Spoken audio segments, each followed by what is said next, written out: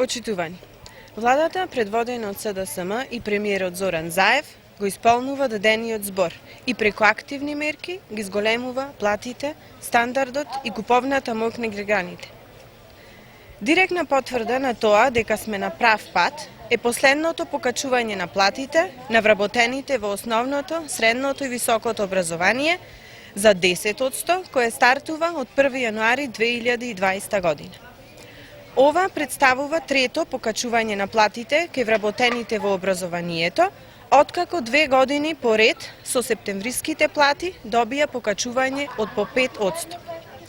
Тоа значи дека за само 2,5 години СДСМ ги зголеми платите во образованието за 20%. Над 1000 вработени во образовните институции од општина Прилеп, кои беа подценети, уценети и маргинализирани и кои во последните 7 години власт на ВМРО ДПМН добија покачување на платите за околу 800 денари, сега добиваат повисоки плати во просек за 4500 денари.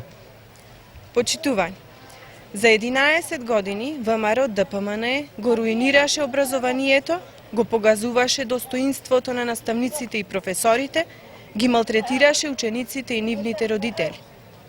ВМРО ДПМН го воведе екстерното тестирање, носеше заменски контранаставници во време на најголемиот штрајк во образованието и создаде образовен систем кој беше рангиран како најлош во Европа.